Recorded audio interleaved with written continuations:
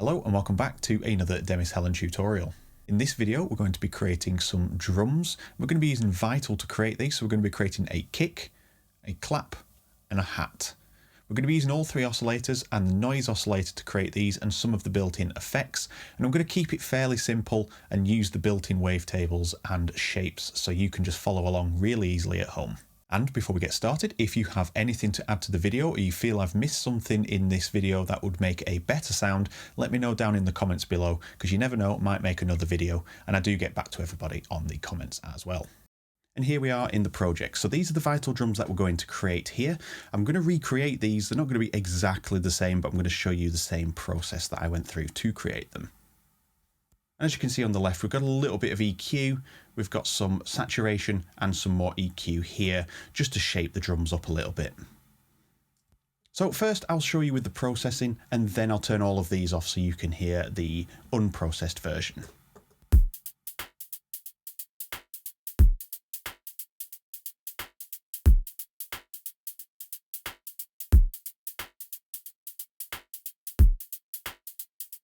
And without the processing.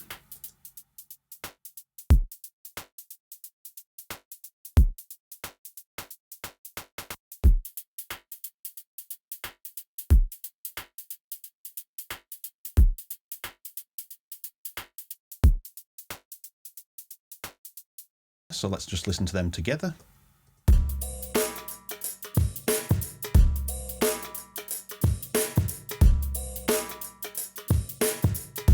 Take away these Vital drums. You can see the Vital kick is actually adding a little bit of a thud at the start of each loop note.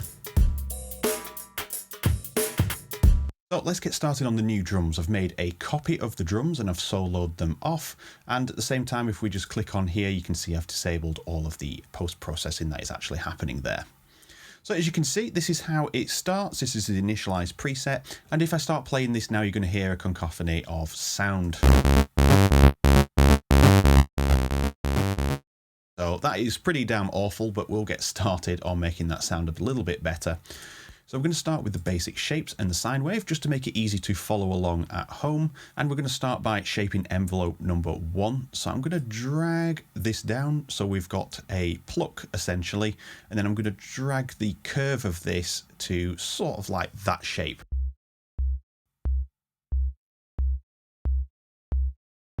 So we can hear it's hitting different points. It sounds like it's hitting different phase points, which it is. So we're going to drag this down to 0, so there's now no randomization on the phase, and it's going to hit in the same spot every time.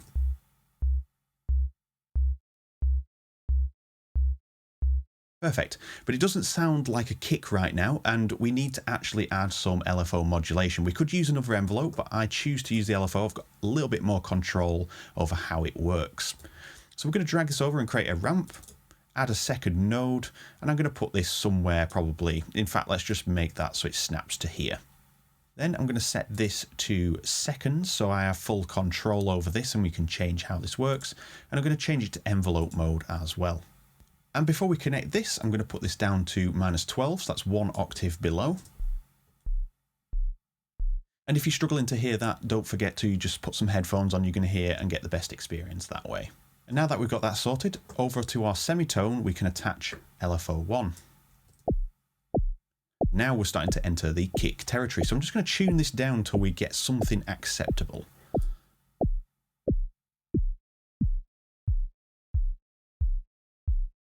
Now that sounds like more of a classic kick. It's just giving that nice thud. It's got the weight and then the pitch shifting as well to get the snap. Here comes the interesting part. Before we build the other parts of the sound, we need to be able to control where these notes are played. So when we played this sound at the beginning, it was just a cacophony of all of the notes that were there. Nothing was actually assigned to a specific key. And that's where note comes in. The first thing to do is turn the level down and grab note, drag it over and attach it. So you can see it's put in the full spectrum. And if you don't know what note does, it's essentially keyboard tracking. And if you jump into the matrix here, you can see once we've selected the lane where we've added note to the oscillator 1 level destination, we have a ramp here. And you can see it's picking up that we're hitting this note, We're not hitting anywhere else. It's not like velocity where it's going to pick based on the loudness of the note. This is going to pick specifically where you are hitting on the keyboard. So if we create a node here and bring it up, we're going to get louder.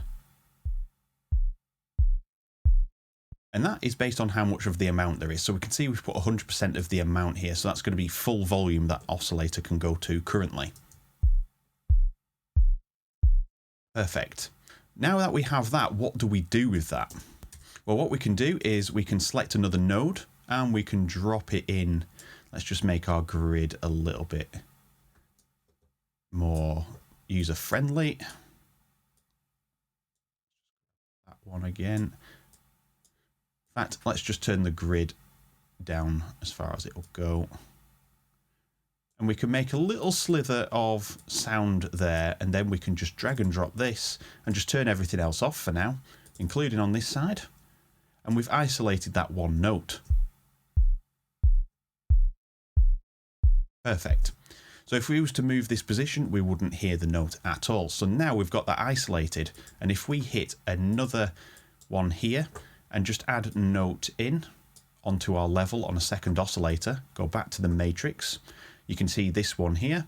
If we turn it off, so we know that the note is around here, I think it's this C note here, it's not going to actually play anything from this oscillator. But if we was to play any notes higher, you can see the note volume is getting quieter the lower down the keyboard because we're doing a ramp. So that's how we're going to separate our sounds out. So for now, the kick drum is sorted. We will go on to emphasizing the attack a little bit more later on in the sound design. So let's take a look at the sample. So we're going to use the white noise, and I'm going to pick a randomized location and move back and forth. So you can see it's picking a randomized location here, and that's going to keep it as sounding as natural as possible. So that's perfect, but this, I want to actually now send this to a filter, and I actually want to roll out the lows of this. So I'm just going to bring down the resonance, and then I'm going to send this to filter 2. So now we can control where and how much of that low frequency comes through.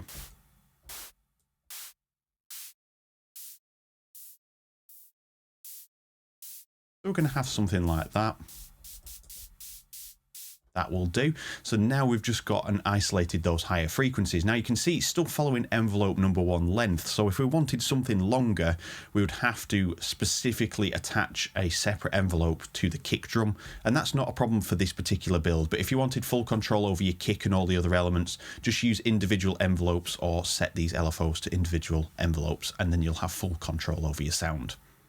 But in this case, we don't need that. We're actually going to be making this shorter anyway.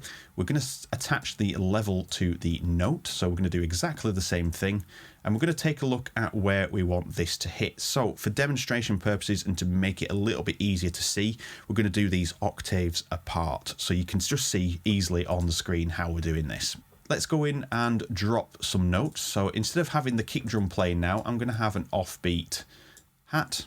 And I'm going to put that 1 octave up. Now that we're back in here, we've just got the white noise playing, but that's going to play everywhere. So let's hit the lane where we've assigned the note, and you can see now we are here. So I'm going to bring this down to 1, and we're going to have it roughly there. I'm just doing this very crudely at the moment, so don't worry too much about being absolutely perfect. And then again, we can control the volume. I'm going to have it about here, I think. That sounds okay. So now that's isolated to the next C key, which is absolutely fine and works perfect now for our kick and hat. And if we was to put the kick back in with this now,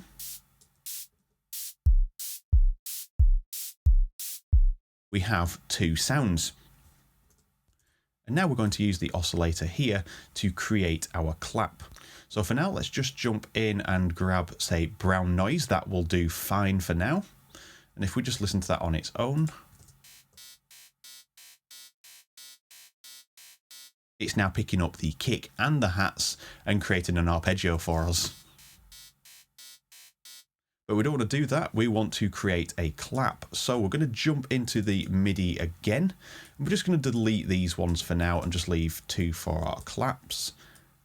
And I'm going to put this up again 1 octave. So we're keeping them indefinitely separated. And now when we're in here, we can turn the level down, we can get note, and we can assign note to here. So now we've got note on there. I'm just going to make that 100%. Let's jump into the matrix. Now we've got note and oscillator 2 level marked out. So again, let's have a look where this is. You can see it's on here, and obviously we're hitting at a C above all the other ones. Perfect. So now we have our clap. Now it doesn't sound too much like a clap right now. So first things first, I'm going to set this to direct out, and then we're going to use here from this drop down menu our FM but from samples. So FM and sample. So let's listen to how this sounds now.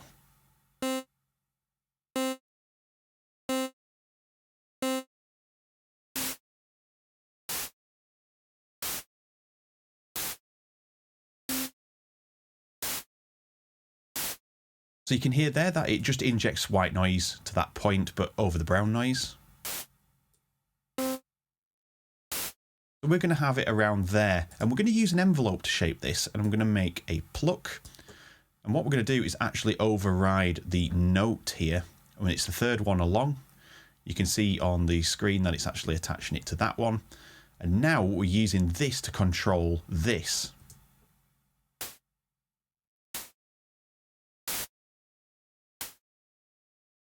Now we're starting to get a little bit of an attack. We've got transient there to now start calling that a bit of a clap. And now I have added all the other MIDI sections back in.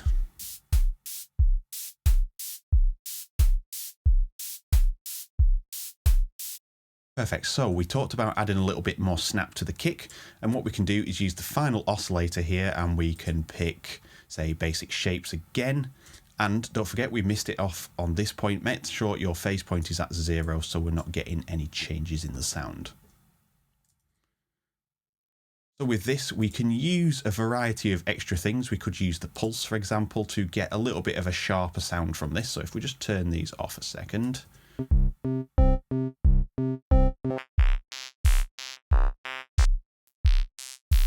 So for example, that's quite a sharp hit. So if we get envelope 4, and note, and we attach that to the level, make sure that that is 100% of the level. And then in here we isolate the kick again.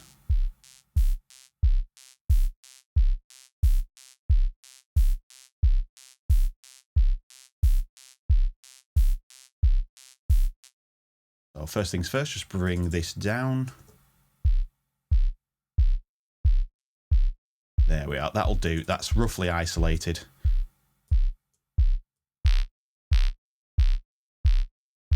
Now we can start working with the shaping of this sound. So let's just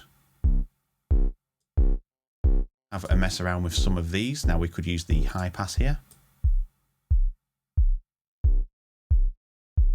Or we could use maybe the smear.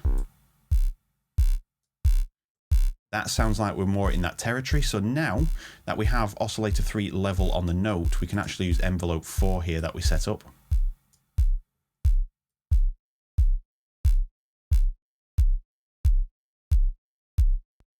This part is a little bit flappy still, so I'm going to use the decay to bring that down to more of a click.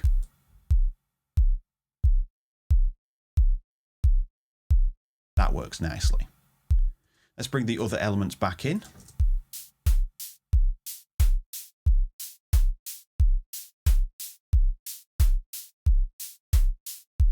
So again, these are routed through to the effects, so let's put on a compressor. And I'm going to just put lows on.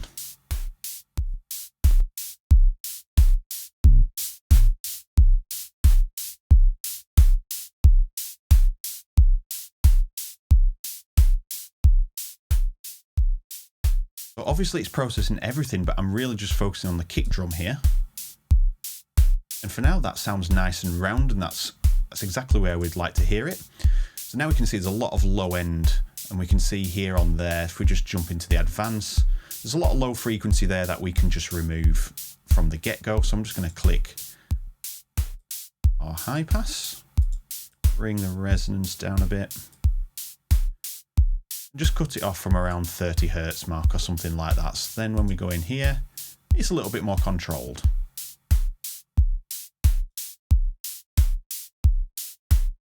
And that, folks, brings us to the end of the video. If you did like the video and the new format, let me know down in the comments. It'd be nice to hear what you have to say about that.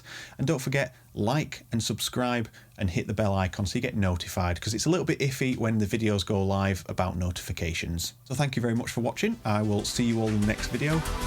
Take care.